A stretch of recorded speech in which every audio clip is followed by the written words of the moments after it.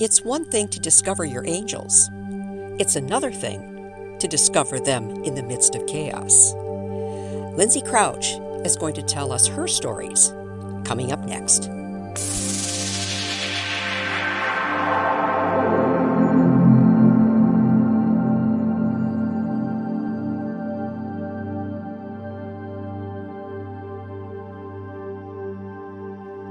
It's time for Survivor Angels, an approach to strengthen trauma survivors.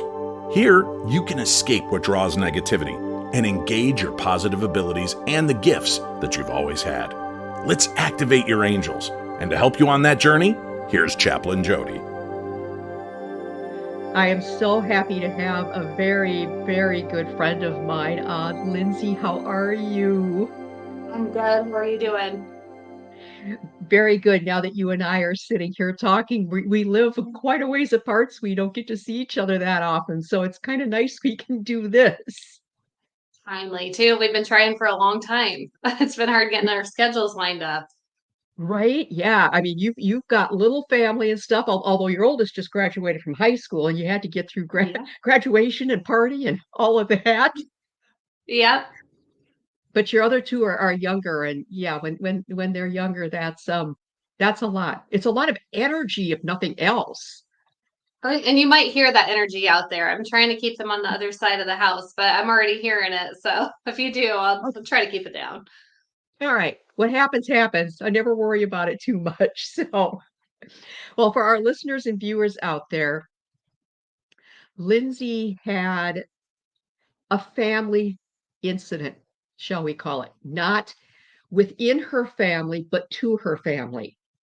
And it's probably not unlike a situation that's maybe happened to some of our listeners and our viewers. But because Lindsay is such a dear person to me, and we've talked about this and how she got through this and how her family got through this, I wanted all of you who are joining us to hear from Lindsay. So why don't let's you start at the beginning and just roll with it, Lindsay. Hey, so honestly, Jody, we've talked about so many things, and I know I'm not the only person in the world that's been through a ton of different things. So I'm trying, I guess we can pick a few different topics for certain incidences. Like now I'm kind of there's been a few. So the one was the accident I was in high school. And then my losing my daughter to stillbirth. Was that the one that you wanted to start with? Is Well, or the whichever one you want. And of course, then there's the one with your son at the daycare. So which yeah, whatever you're most comfortable starting, I always let the angels guide. So okay. I guess, I get it's we'll start from the beginning, I guess, or high school anyway. We won't go all the way okay. back, but All just some of right. the significant things. So surviving angels, that's, something you're very big on. And I remember one of the first stories that we shared was my high school car accident that I had been in. So there was my best friend and her boyfriend at the time. We were hanging out at my house and we decided to go to Starbucks because when you're younger, that's kind of what you do. You do coffee runs and things like that. There's not a whole lot back then. Um, so we went to Starbucks and it was kind of a late fall day and it was warm, but kind of getting chilly at the same time. So I had my window down. I was in the front passenger seat. He was in the back passenger seat, and my best friend was driving. And we always love to have our windows down, windows down, music blaring, things like that, because you're so cool when you're a teenager. And I had that tug in my gut saying to roll my window down. And because I had it down and then I rolled it up and then something said roll your window down. And I always try to listen to my gut. So I roll it back down and then we were going down the road a little bit more and I was chilly. So I put it back up and it was almost like I could almost hear it and it's put your window down. So I roll it down again and then I get cold and I roll it up, put your window down. And it was getting more urgent. Like I could just, it's crazy how that inner voice, like how loudly it can holler at you. Mhm. And I remember the last time I rolled it down, my friend Brittany, she looked at me and she goes, "Would you just make up your mind?" Because it's just like windy and then not windy and then windy. And then it wasn't even 10 seconds after she said that, she accidentally ran a stop sign and we got T-boned by a Dodge Ram on my side. And her boyfriend at the time, his window was up and his face had broken the window from the impact. And my face, my head just went out the window. So if my window would have been up, my face would have hit the window. And the Dodge kind of hit more where, more toward the front of the vehicle. So it could have been very bad for me. And Mhm. unfortunately, it was pretty bad for him. And he had to spend a few days in the hospital and had to get a lot of surgery to remove glass and fragments and do some reconstructive surgery. Um, but I just remember sitting there afterwards on the curb, looking at this whole scene unfold, and then it said, "You'll be okay. You're okay." And and then that was it. And I mean, there wasn't much more after that. I mean, luckily everybody ended up being okay in the long run. So that I want to say that was my first and strongest memorable moment with an angel. And I don't know who it was that was looking over me, but somebody definitely was. So Right. Yeah. I Either just your wanted to open up with that little, feel good story and listen to your gut. And this will play into listening to your gut and to the incident. So yeah, I've always remembered that, and I always tell people whenever they say, "Oh, well, my gut's telling me," is to follow your gut. Just do it. Listen to whoever's talking to you because there's a reason. So yeah, at, that's at, at definitely what point, it was a big moment. yeah, at what point did you maybe come to the full realization that it was an angel? Recently Um, or back a ways or I want to say it was after I met you because I okay. was always convinced that it was a loved one or and it could have been. Excuse me, my Right. allergies are going haywire. But after I had met you and I listened to you talk, it kind of clicked. I was like, "Oh, I think that was an angel." It could have been 11, but I'm pretty sure it was an angel looking after me. I Yeah. really I mean, just the way you've described it to me both the first time and this time, now it's just that just screams to me that it was either your guardian angel or it was Michael, one of the 2. I Mhm. would because it was so strong and because they knew the accident was coming, that it was Michael. Michael was just there full force, making sure, listen to me. So, I would say Archangel Michael was riding along with you that day. Hmm? I mean, I will always appreciate that. I'll always be grateful that it turned out the way it did, truly. So I think Right. they're always there. It's just whether you listen to them or not. I That's think some exactly people learn to yeah, tune in yeah. Well, and for sure. because, you do paranormal investigating and everything, you're already a very open person, and Yeah. so you're going to, be very cognizant of that before somebody who isn't as open might have something Mhm. like that happen to them, and they just brush it aside, don't think twice about it. But you've already got that built-in sense of the other world, shall we say, and the things Yes. that do happen. And they do. I mean, that's yeah, once you learn to be open, it's everywhere. It's all around you. So I guess if people could just learn to open up to it, it's there. Mhm. But Yeah. yeah, and this is where, how I said listen to it, right? So Mhm. I'll skip over a couple of, other stories of life and I will go into the Okay. incident now because this is one of those things. Listen to your gut, listen to who's talking to you. My husband Uh-huh. and I didn't listen to ourselves initially. So my children were at this this daycare and we loved it. I mean, they had gone there since they were newborn babies, 6 and 8 weeks old, and it started out to be a wonderful place and no complaints. But then over the years with staffing turnover, it just seemed like the education kind of started to lack with them, which obviously with daycare, they want to have fun and be little, but they still need to be learning things.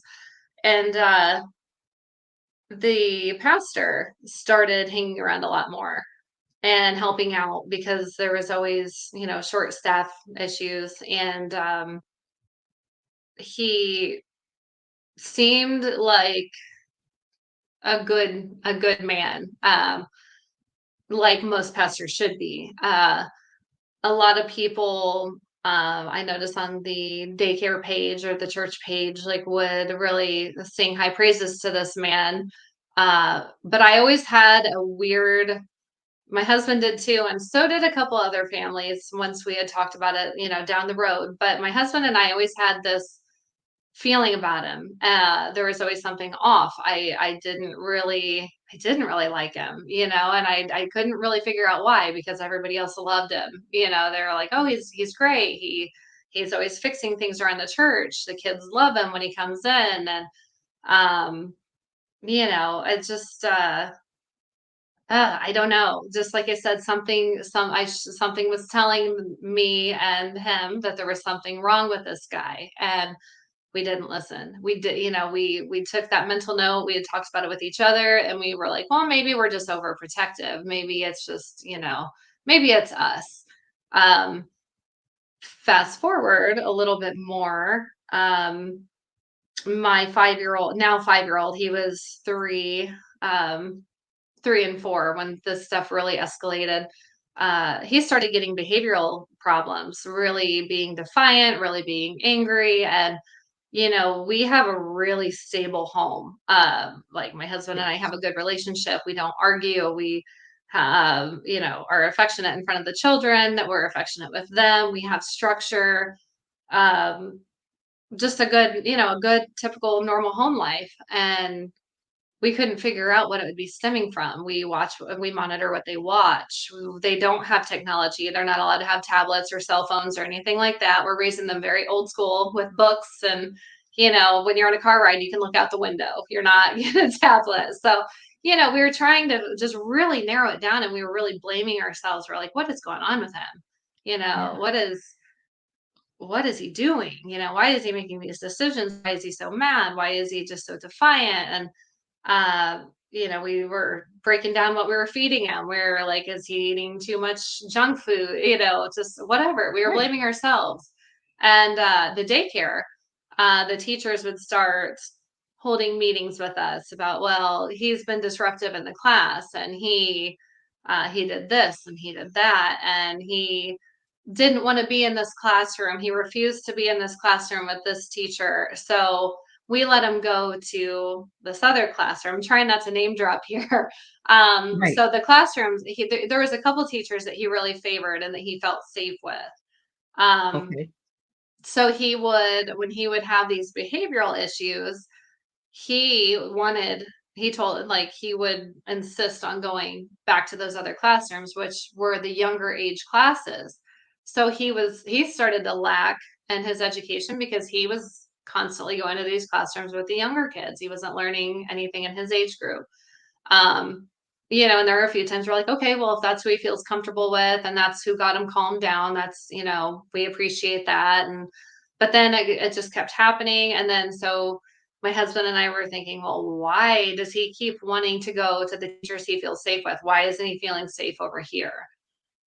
Turns out the pastor was involved a lot of times, and that's why he didn't feel safe. He didn't want to be there. He didn't want to be in that classroom with him. um my littlest is crying for me. I hear him. Sorry. uh and and the mornings, we were one of the first families to drop off our children because of our work schedule. We would have to drop them off by 6 a.m. And they had 2 stories, and the littlest kids, the babies and toddlers, were upstairs, and then the bigger kids were downstairs.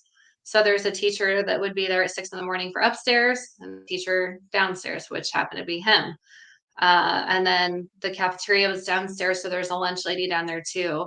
Um, but drop-offs became increasingly difficult because our son would really freak out. He would be upset. He would cry, try to leave with us. And, kids, they say look for the signs, right? And that's a Right. sign. That's a huge sign. But at the same Yes. time, kids also go through separation anxiety. And Mhm. that's something people really need to try to identify the difference between separation anxiety and, hey, there's alarm bells, something's wrong, your child is terrified to be at this place. Right. Because we assumed it was separation anxiety because a lot of times when we'd go to pick him up, he was having the time of his life, he was having fun, he was playing, he was being good, bringing home his art projects. So we're like, okay, it's separation anxiety. And the teachers were always in good communication with us.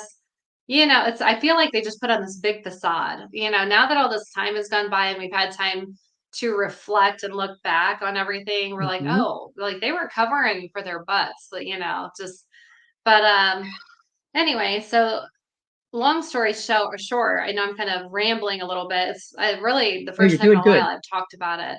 Um, the There was a new lunch lady, and she was only there, I think, 2.5 or 3 weeks, and she ended up, excuse me, reaching out to a family member of hers that also had a that also had a child there, and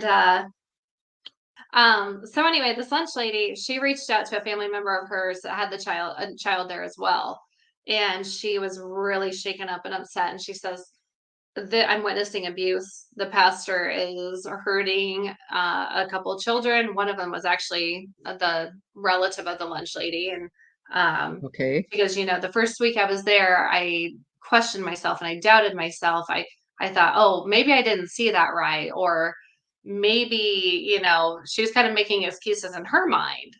She said Right. that her alarm bells were going off, but that first week, because she was new and because she was trying to focus on what she was doing, she was seeing this over here and she was just kind of like, okay, well, maybe that was something, maybe that was something else. But it kept happening on a daily basis. And finally, after a couple weeks of this, she says it's been happening every day. He is abusing this child, which was my son. She said that he was slamming him down on the ground, pinning him down with his knees and arms, pushing him off chairs, pushing him into chairs. He, my son wanted to go get a drink out of the drinking fountain, and I guess he kicked him and hit him on the head. It was just horrible, yanking him around, yelling at him, and he must have forgotten that this lunch lady was new or that she was even down there because she said at the same time, though, he just kind of acted like he was entitled to do that and to behave like that. So when he was confronted by it, um, his excuse was that he was doing it to protect my son.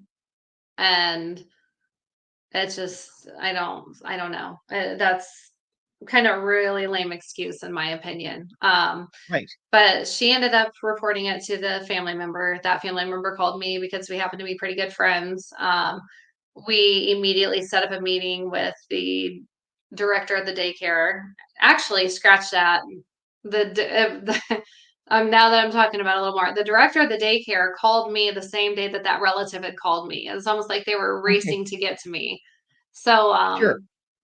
the director of the daycare ended up setting up a meeting with our family and the other family that was having the other child getting abused. And so we agreed, we went into a meeting, and she says, we're looking into these allegations. We're not sure what's going on. He says he was doing it to protect the children because they were acting physically out of sorts. So he was restraining them for their safety. That was his excuse. Um, and we agreed to continue to let her look into it. He was removed immediately from the property, said he wasn't allowed to come back. Okay. I'll also throw in there that he was her stepdad, and this is going to sound weird, uncle. So her mother had had an affair with his brother in the past, and they ended up getting married. So, the pastor, good, good behavior, just, and that we learned all this after we looked into everything. We're like, you know, what kind of people did we just get involved with here? So the, Yeah. yeah, so she actually, she had it in her best interest to lie and cover for him because of their relation. So Right. here we thought, she's trying to be on our side with everything. And really, she's just trying to protect her stepdad or uncle or whatever you want to call it. So the lunch lady had reached out to us again, told us of more things going on. And I said, you know what? No, we're reporting this to the police now. Like this is too far out of hand. Like these stories are getting really out of whack. Like, so we reported it. It ended up turning into an investigation. Mhm. DCS got involved to investigate the child care. They handed over the evidence to the sheriff's department. No, it was the town PD. So the daycare also is on a county line. So they were trying to figure out like whose jurisdiction it was. So it's like this Sure. thing, I'm telling you, Jodi, this thing got like drawn out, and I just felt like we were just getting like kicked under the rug for so long with it. I mean, they were moving Right. on it, but it's just all the red tape and all the paperwork and who does Mhm. what. The police department that we had dealt with, they were wonderful. They were great individuals. The DCS agent, not so much. I feel like I don't know if they're just so desensitized because of the nature of work that they do and the horrible things they see. He just kind of Could seemed be. like, well, I'll get to it when I get to it. Because I know the police chief did not like that DCS agent, so there was tension there.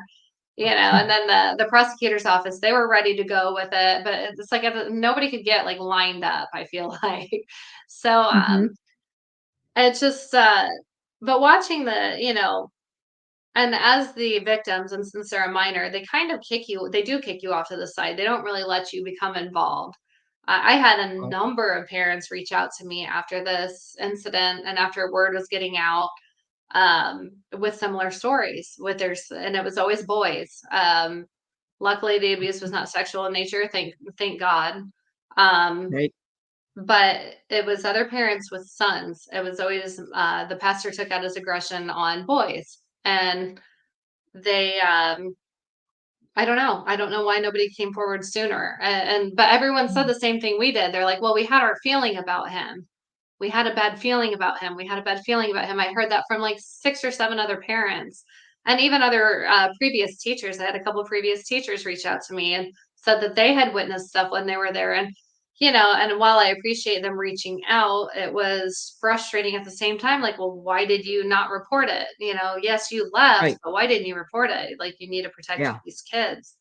Um, but it's amazing how many people will just look the other way, turn the other cheek, and how some of these families, because he was a pastor, are still pro church, like pro pastor. Like, no, no, no, he would never do that. These people are trying to they're trying to ruin their lives. Like, we got victim shamed by some. There's a pretty, I don't want to say it was a huge group, but I want to say it was a pretty large number, surprising to us anyway, how many people were Mhm. supportive of the pastor. And was like, well, these people are horrible people. They're trying to ruin the church or trying to ruin the pastor's lives.